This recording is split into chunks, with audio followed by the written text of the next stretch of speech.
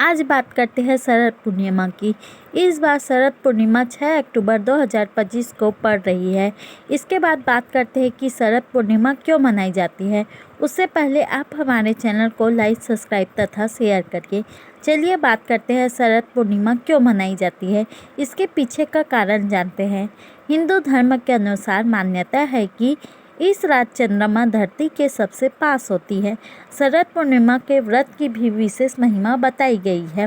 कहते हैं कि इस दिन समुद्र मंथन से धन की देवी माँ लक्ष्मी का अवतरण हुई थी। ऐसा विश्वास है कि इस दिन व्रत और पूजा करने से घर में सुख, शांति और समृद्धि आती है। पुराण के अनुसार शरद पूर्णिमा की रात माता लक्ष्मी अपने सवारी उल्लू पर बैठकर पृथ्वी पर भ्रमण करती है। इसलिए इस दिन माँ लक्ष्मी की विशेष पूजा अर्चना से श्रद्धालुओं को धन, वैभव, यश और समृद्धि का आशीर्वाद देती है। इसलिए घर के मुख्य द्वार पर घी का दीपक जलाकर देवी माँ लक्ष्मी का स्वागत करना चाहिए एवं अपने घरों को स्वच्छ रखना चाहिए। शरद पूर्णिमा को लेकर शास्त्र में कथा है कि शरद पूर्णिमा की रात ही भगवान श्री कृष्ण ने वृंदावन में श्री राधा और गोपियों के साथ अद्भुत महारास किया था।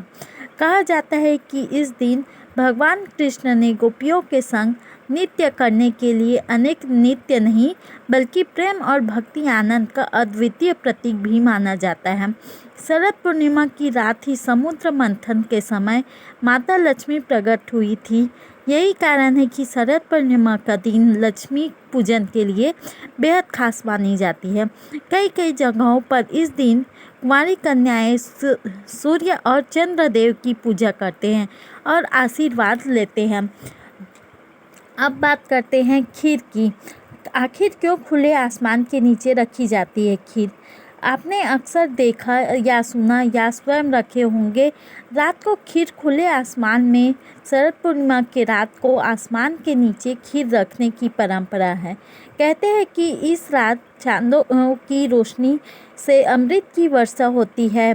आसमान के नीचे खीर को खाने से अच्छी सेहत का वरदान और माता लक्ष्मी का आशीर्वाद भी मिलती है।